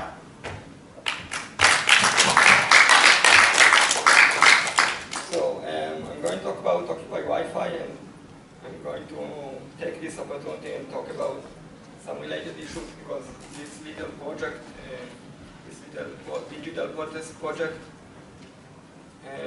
is a chance to raise some questions, and it's also a call for an action. This is a project I developed with Dan Messing, whose name is on that and should have been also today with me, but he's not. So he's a big part of this project. And okay, so I'll start with a little background about the Israeli Pirate Party and the social protest in Israel, because it plays an important role in the conceptualization of Occupy Wi-Fi. Okay, so Tal and I are the co-founders of the Israeli Pirate Party. Like some other local branches of the Pirate Party, we are not a registered party, but we are a collective of activists that act under the Pirate Party flag. There is an actual Pirate Party in Israel, registered, but it's not very active, and it's not really a Pirate Party because it's a closed party. They elected themselves, and there is no elections. for their leaders and their board. As you can see, our logo contains both Hebrew and both Arabic, which are formal languages in Israel, and English, which is the unofficial language of the internet. So these are some pictures from the Israeli protest movement. We formed as a group around this protest, the Israeli version of the Occupy movement, which was a part of the social protest and pro-democracy protests all around the world in 2011. And this may be the constitutive political movement of my generation in Israel, and it certainly constituted the Israeli Right Party. For me, these protests were a lot about private issues and agendas, transparency in budgets, more participatory political system, protest against monopolies, justice in courts, etc. This is called the tents protest because people live in tents in the center of Tel Aviv, in Rothschild Boulevard, which is quite symbolic name in that essence. They lived in tents because the rent was too damn high.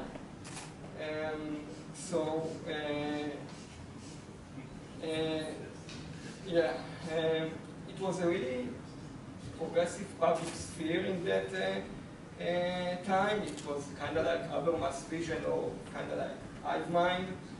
The occupiers had councils to decide about the agenda and the course of actions. The tents, their architecture and what they symbolize, and how they let people communicate freely in an urban environment, were a lot like what's going on in the web or in the X-web in the middle of the summer. It was a platform for a different political and economic system. In my eyes, it was a lot like what is going on in the book Bolo Bolo, if anyone read it. It was an experiment. This is the slogan for the protest, which is the people demand social justice. And of course, Turkey had this version of the Occupy movement also, talked about earlier, the Taksim and Gezi Park. And this is taken from our Facebook page, which we thought to show solidarity with the Turkish protesters. This is in Turkish, and this is the translation in English. I hope that's correct.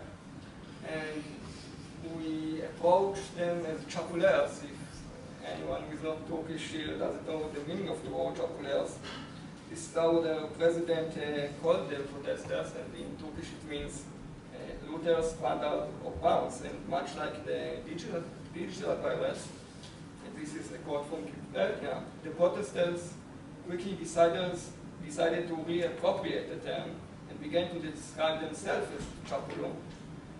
Within days, the usually negative term was being used as a positive term of self-identification. International supporters of Gezi Park events posted social media photos of themselves, holding messages, "I am a chapuler as well." I'm telling this story because in Israel, in Turkey, in Iceland, and other places, the battle is not just for file sharing or for copyright reform. This is maybe the metaphor for freedom of information and better use of technology in the information age. But it's a part of a bigger battle for democracy and for a social reform, a battle for transparency, for not being watched, for a participatory system, a better economic and monetary system, etc. The code of politics is being rewritten at the moment, and the pirates of our ideology or post-ideology should play a major part in this battle. As we say here, free internet, free public sphere, there is a connection between free internet and free progressive public sphere. This is the essence of information age politics.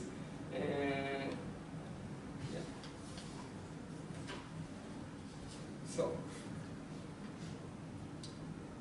our territory, both online and offline, or maybe if you will, the internet or the web is the map of the territory which is the X-web or the streets. So our territory is in danger of being taken from us. The NSA, the battle for net neutrality, the arrest of Pirate Bay founders and some anons, initiatives like SOPA or ACTA, and many domestic wars which threaten the freedom of the internet.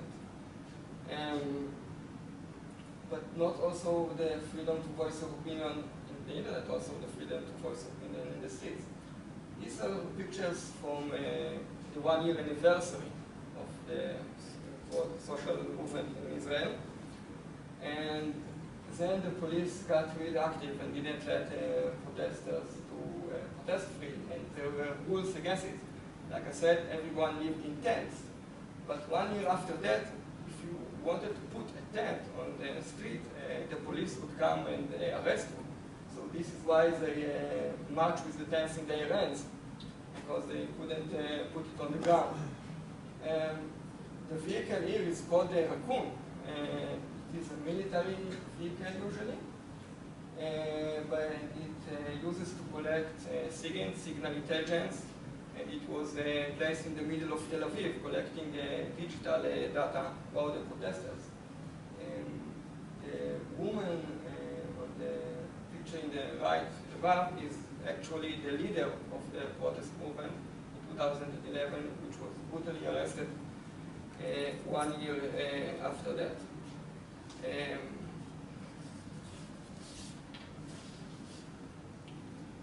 So we thought as a parents, if you can't protest in the streets, what else can we do in order to help protesters so they can protest?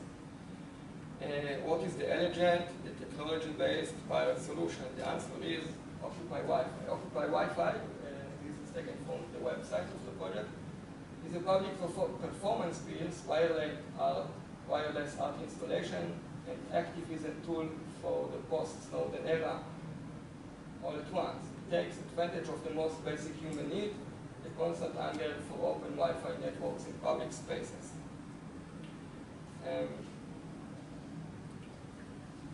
The concept is very simple. It's to turn yourself into a web server or a propaganda distributor via a portable router or not portable router. Corporations do that already. Every time you try to log into a network owned by McDonald's or a bank, you get a commercial for their services. So why not use this idea in order to send propaganda?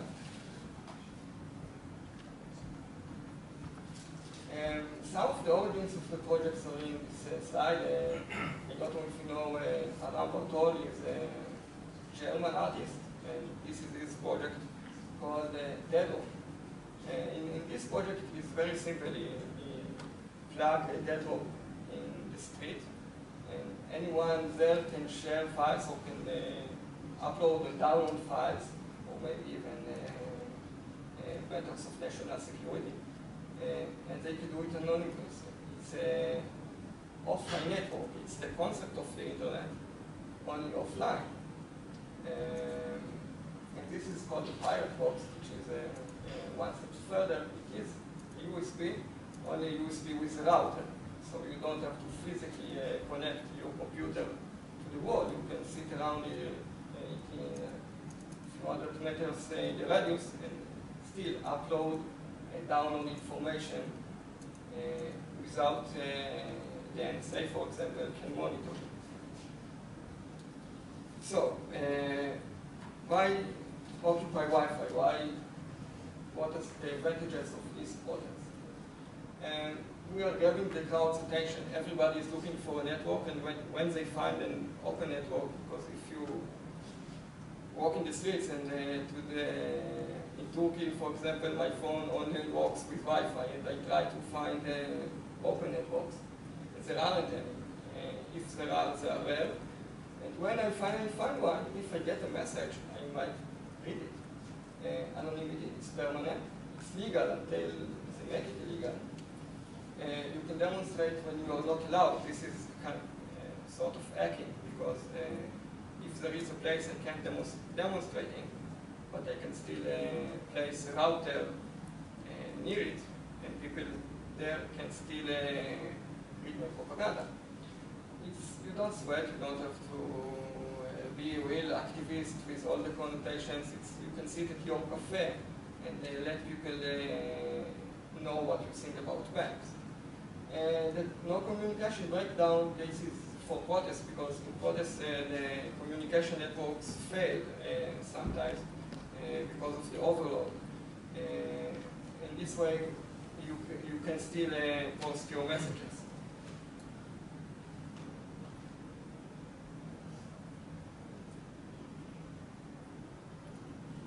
Yeah, so this is our first mission that was against the biometric database, which is a unique database that only Israel has. The biometric database, some of you may have smart ID, I guess they call it. It's a digital ID which you can be recognized by your fingerprint, and then you get services from the government, unlike the dumb ID, which is only paper, and people can forge it. So Israel wanted to have smart ID like in many other European countries, but they had another addition to that, which is the database. In order to have a smart ID, you don't have to have a database which collects all your personal data, which is the fingerprint and the social recognition biometric data.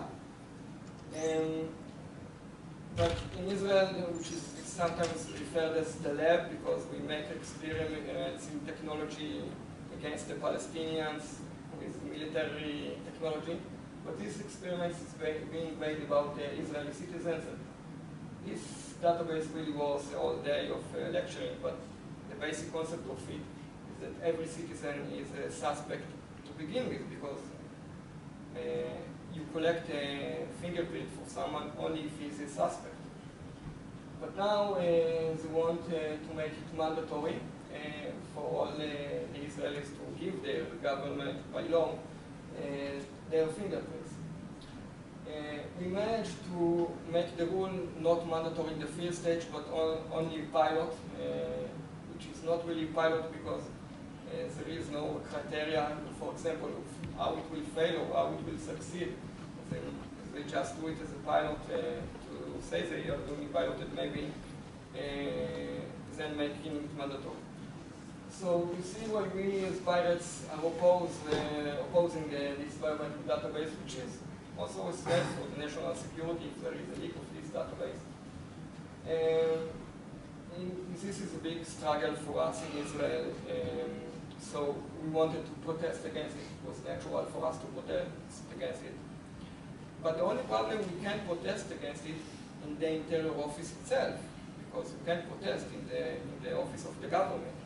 You can't even, the Interior Office is where they issue the smart IDs, and when the people would go and try to renew their IDs, they tell them, do you want to join this pilot? And most people who have no awareness and wants to have a smart ID and to connect with their government through this ID online and make payments quicker, join it. Or maybe old people who are not aware of the dangers of this database and what the political meaning of it. So we can't protest against it unless we go with the router, which isn't really a protest because they don't know who is using this. If we wanted any firewalls, they would flag us and they take us out. And in the Interior offices, there is propaganda from the government via TVs. So the only way we can propaganda against it is using the new media against the old media.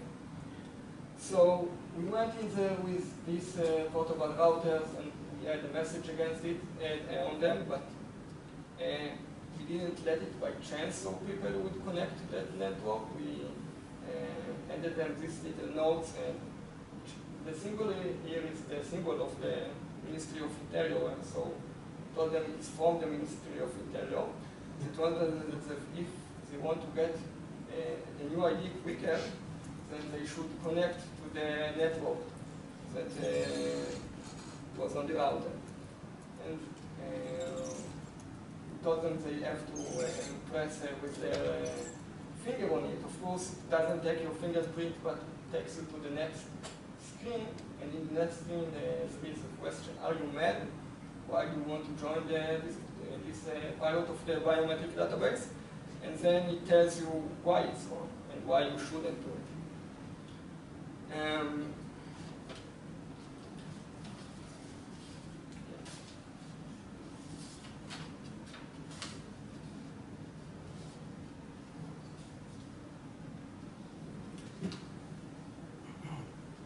Another aspect of the project is the name of the Wi-Fi. So you can change the name of the Wi-Fi network and use it also as a propaganda tool to spray a message, the message you want to convey, because there is no law that regulates it. You can go into a bank and call yourself your network name in the name of the bank, and you will think you are the bank and try to connect to you. It's just like putting your name in Google Ads of your competitor.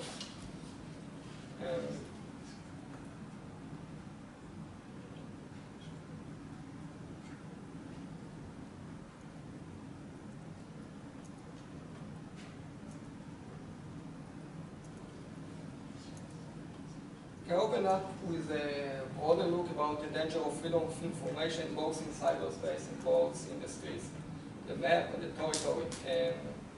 Our digital protest project, Occupy Wi-Fi, is not only a tool for protesters to bypass some of the restrictions against them in the streets, but also a concept and a symbol for our battle for democracy and freedom of information, which is an online demonstration in the offline. And the web, as we know it, might not be free, but one of the questions we raised through this project is, what is the web? There is one internet. This is a quote from an article in the Atlantic, what Gordon M. Gosson, and he talks about the end of the internet. The end of the internet, in that sense, many rules or many regulations constitute many internets. And he talks about in the state level, the Brazilian internet or the Turkish internet or the United States internet, but you can add to that Google internet or Facebook internet, especially if they have the infrastructure. So this is the question in that article. And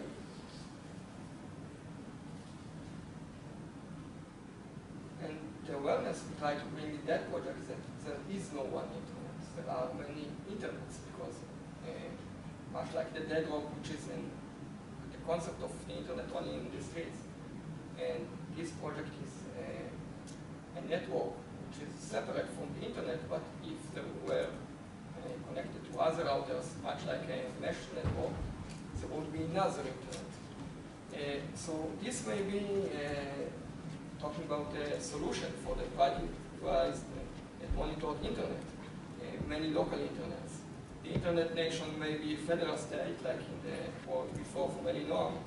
And if that is the case, we need to occupy our own networks, build a global net of autonomous mesh networks and alternative infrastructures that will be net neutral and new independent platform. So this is the message of Occupy Wi-Fi. This is the call.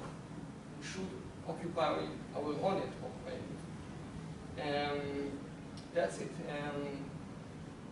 We plan to use that practice also for a homeless camp in Tel Aviv and build them their own mesh network so they could talk or they could protest. And I think this is one of the main questions we have to ask ourselves in the next few years about what is the internet and what we do, not just regulation-wise, but infrastructure-wise. That's it.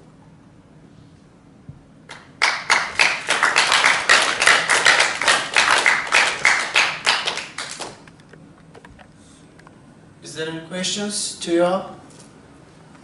Okay, next presentation is by me.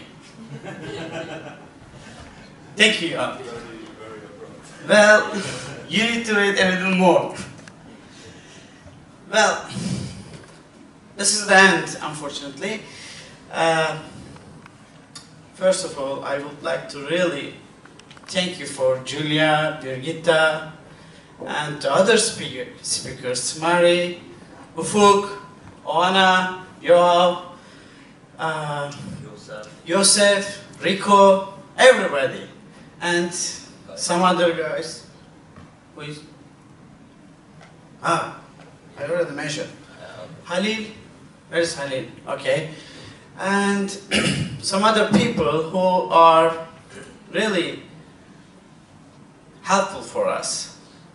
Like Tala, Ula, I think, Ule, and Kun. Thank you for the ISSN.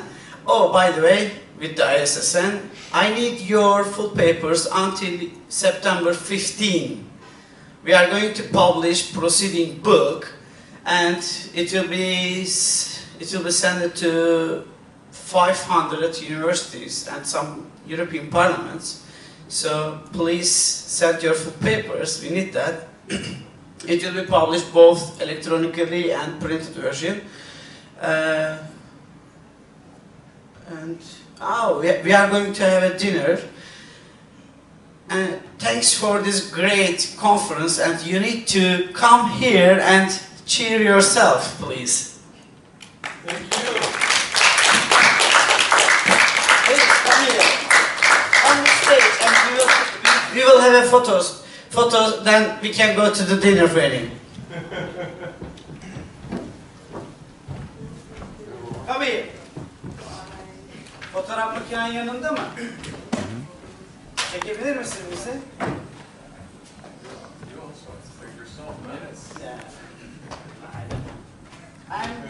Oh, I forgot Anders, I'm so sorry, the miracle guy. You forgot Hakan. Oh, I'm so sorry. My research assistant and my friend Hakan also is a great guy. He showed his great effort for this conference. Great effort? Yeah. Yeah, I know. So, Bülent Bey, seni de buraya alalım. Arkadaki arkadaş gelmek isterse onu da alalım. Bir toplu fotoğrafla bu işi bitirelim. Where is Masha? Masha is missing. Masha! That's the spray. Come here.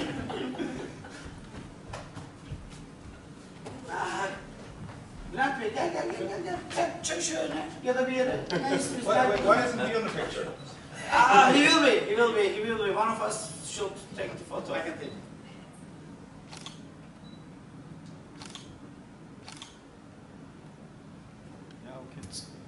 Sizi de bekliyorduk ama. Ha? Gel bekliyoruz. We are waiting for you. Come here.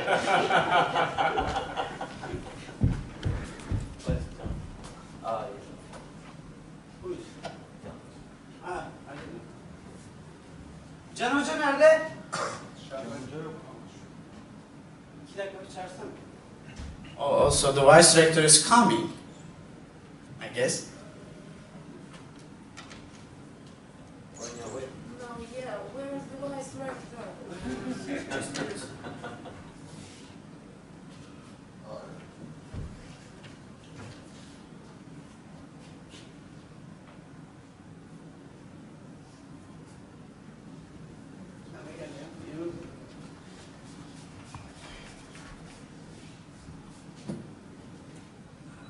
Sen bu arada çek. Çek.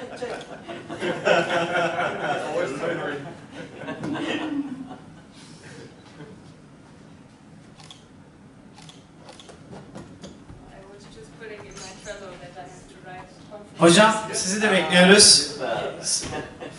For last photo with our vice rector from the university. We are so thankful for the university and him.